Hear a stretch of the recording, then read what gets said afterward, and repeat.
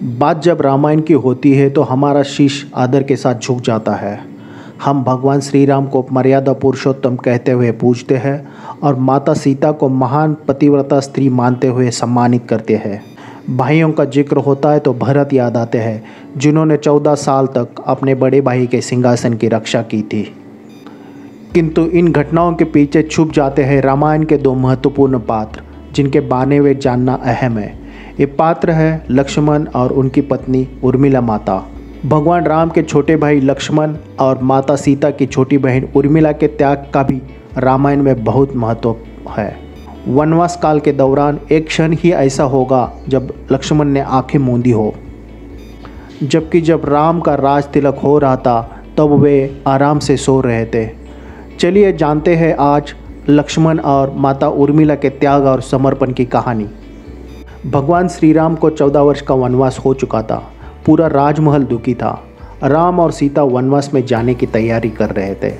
ऐसे में लक्ष्मण ने जीत पकड़ ली कि वे भी अपने भाई के परिचय बनकर उनके साथ वन में जाएंगे। श्री राम ने उन्हें बहुत समझाया, पर लक्ष्मण के हट के आगे उनका कुछ नहीं चला। आखिर वनवास में जाने के लिए राम और सीता के साथ लक्ष्मण भी तैयार हो गए।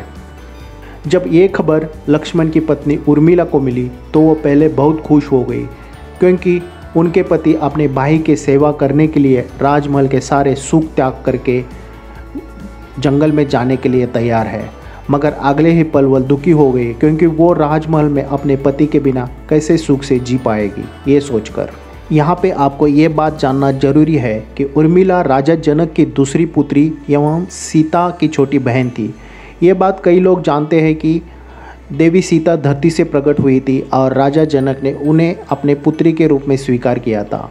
लेकिन बहुत कम लोग ये जानते होंगे कि सीता जी के प्रकट होने के बाद राजा जनक और उनकी पत्नी सुनैना ने उर्मिला को जन्म दिया था। उर्मिला ने यह तय किया कि जैसे उसकी बहन सीता अपने पति राम की सेवा करना चाहती है, उनके पति लक्ष्मण भाई और भाभी की सेवा करना चाहते हैं, वैसे वो खुद भी अपनी पति लक्ष्मण की सेवा करने के लिए वनवास में जाएगी। जब उर्मिला ने ये बात लक्ष्मण से कही तो उन्होंने उनको साथ ले जाने से इनकार कर दिया।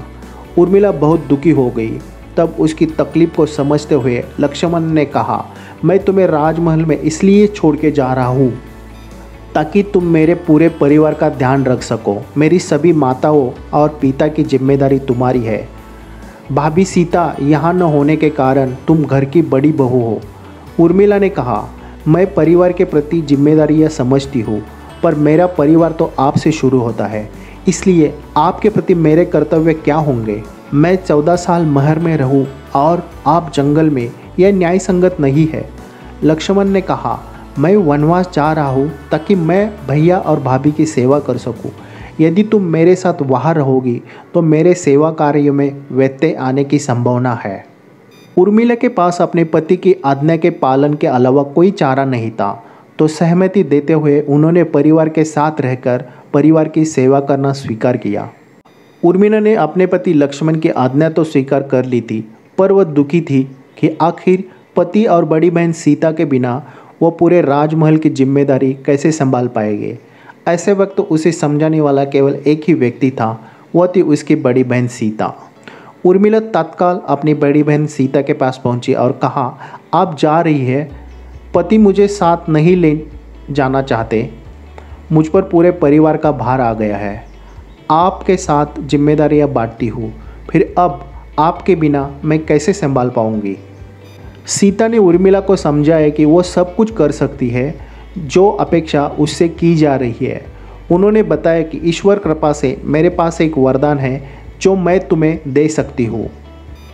इस वरदान के अनुसार तुम एक समय में 3 कार्यों को एक साथ पूरा कर सकती हो। सीता ने उर्मिला को ये वरदान दे दिया और कहा कि अब बेफिक्र होकर 14 साल तक तुम महल और परिवार की सेवा करो, तुम्हें कभी कोई व्यत्यय नहीं आएगा। राम, सीता और लक्ष्मण वनवास की ओर प्रस्थान कर गए, जबकि उर्मिला परिवार के साथ महल में रह गई। रामायण के अनुसार वनवास के पहले ही दिन जब श्री राम वन में पहुंचे तो लक्ष्मण ने उनके लिए अपने हाथ से एक कुटिया का निर्माण किया। कुटिया निर्माण करते करते शाम हो गई। जब यह काम पूरा हुआ तो लक्ष्मण ने अपने भाई और भाभी से आग्रह किया कि वो अब विश्राम करें और लक्ष्मण खुद बाहर रहकर उनके सुरक्षा की जिम्मेदारी लेने के लिए तैयार हो गए। श्री राम और सीता कुटिया में पहुंचे जबकि लक्ष्मण रात्रि में पहरा दे रहे थे। वो तीनों के वनवास की वह पहली रात थी। अंधेरा गिरने के साथ ही लक्ष्मण की थकान भी बढ़ने लगी। उनकी आंखें में नींद आने लगी, पर यदि वो एक पल के लिए भी सो पाते तो वो रक्षा कैसे कर सकते थे, इसलिए वे जागते रहे। लक्ष्मण पर नींद का असर होने लगा, पर वो सो नहीं रहे थे और उनके नहीं सोने के वजह से निद्रा देवी परेशान थी। वे तत्काल ही लक्ष्मण के सामने प्रकट हो गई और निद्रा देवी ने लक्ष्मण को सोने का आग्रह किया, लेकिन लक्ष्मण ने सोने से इनकार कर दिया। लक्ष्मण ने निद्रा देवी से कहा कि यदि आप मुझ पर कृपा करना चाहती हो तो तब तक मुझसे दूर रहिए जब तक मैं वापस अयोध्या नहीं पहुंच जाता। तो निद्रा देवी ने कहा, मैं तुमसे दूर रह सकती हूँ, पर तब तक तुम्हारी हिस्से की नींद किसी और को लेना पड़ेगा। तो लक्ष्मण ने कहा, कृपया मेरे हिस्से की नींद मेरी पत्नी उर्मिला को दे दीजिए। निद्रा देवी ने उनकी शर्त स्वीकार ली, पर स्पष्ट कर दिया कि जब 14 साल के बाद लक्ष्मण वापस अयोध्या आएंगे उनको उनकी 14 साल की नींद पूरी करनी होगी। निद्रा देवी लक्ष्मण का वचन को लेकर उर्मिला के पास पहुंची। उर्मिला ने पति की पहली आज्ञा का स्वीकार कर ली थी, अब दूसरी आज्ञा का स्वीकार करने का समय था। अंततः उन्होंने भी वो भी आज्ञा स्वीकार कर ली और सीता के दिए हुए वर के अनुसार अपनी एक छवि को सुला दिया, जबकि बाकी 2 छवियों के सहारे महल का काम और परिवार का सेवा करती रही। एक क्रम पूरे 14 साल तक जारी रहा, यानी लक्ष्मण 14 साल तक नहीं सोए और उर्मिला 14 साल तक नहीं जागी। एक तरह से उर्मिला के लिए ये आज्ञा वरदान थी, क्योंकि उन्हें निद्रा के प्रभाव के बीते 14 साल का एहसास ही नहीं हुआ। वहीं दूसरी ओर लक्ष्मण वनवास काल में एक क्षण बिना सोए हुए श्री राम और माता सीता की सेवा करते रहे। उर्मिला की तरह ही लक्ष्मण के लिए निद्रा देवी का वचन एक वरदान बन गया था। इस बात का एहसास उन्हें तब हुआ जब लंका के रावण के विरुद्ध लड़ाई शुरू हुई थी। रावण की सेना में मेघनाद सबसे शक्तिशाली योद्धा था। उसकी सारी शक्ति एक वरदान में निहित थी। इस वरदान के अनुसार मेघनाद को पृथ्वी पर केवल वही प्राणी मार सकता है जिसने बीते 14 साल से अपनी निद्रा पूर्ण ना की हो। उसे लगता था कि धरती पर ऐसा होना संभव नहीं है, इसलिए उसे अपनी शक्ति पर बहुत गुमान रहा। रावण भी यही समझता रहा कि मेघनाद के होते हुए उसे कोई नहीं हरा सकता। हालांकि वो ये नहीं जानता था कि लक्ष्मण धरती का एकमात्र ऐसा प्राणी है जो 14 साल से जाग रहा है। जब उन्हें मेघनाद के वरदान के बारे में पता चला तो लक्ष्मण ने खुद मेघनाद का सामना करने का निर्णय ले लिया। दोनों के बीच भीषण युद्ध हुआ और मेघनाद लक्ष्मण के हाथों मारा गया। एक खबर मेघनाद की पत्नी सुलोचना को मिली तो वो रोते हुए श्री राम के खेमे में पहुंच गई और लक्ष्मण से कहा कि ये कभी गुमान मत करना कि मेघनाद का वध तुमने किया है। ये जीत एक पतिव्रता स्त्री के कारण तुम्हें मिली है जो तुम्हारी आज्ञा का पालन कर रही है। रावण के वध के बाद श्री राम माता सीता और लक्ष्मण के साथ अयोध्या वापस लौटे तो परिवार में खुशियाँ लौट गई। श्री राम के राज तिलक की तैयारियां शुरू हो गई। इसी खुशी के मौके पर लक्ष्मण ने बिना कारण हंसना शुरू कर दिया। लक्ष्मण की ये हंसी को देखकर सबने उसका कारण पूछा तो लक्ष्मण बोले, मैंने अयोध्या आने और अपने भाई को सिंहासन पर बैठने का सपना देखा था, वो आज पूरा होने जा रहा है। पर कितना अजीब है कि मैं खुद इस सपने को साकार होते हुए नहीं देख सकता, क्योंकि मैं निद्रा देवी को दिए हुए वचन से बंधा हूँ।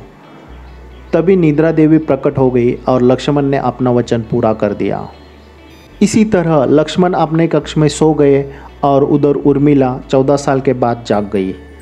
इस तरह जब श्री राम का राज तिलक हुआ तो उस समारोह में लक्ष्मण नहीं थे।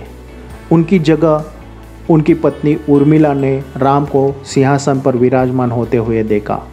समारोह के बाद भी अगले 14 साल तक लक्ष्मण सोते रहे और उर्मिला केवल उन्हें दूर से देखती रही। तो दोस्तों, ये थी कहानी लक्ष्मण और उनकी पत्नी माता उर्मिला देवी के त्याग और समर्पण की। अगर आपको ये वीडियो अच्छी लगी हो तो लाइक ज़रूर कर देना, और अब चैनल पे नए हो तो चैनल को प्लीज़ सब्सक्राइब कर देना। Thank you very much.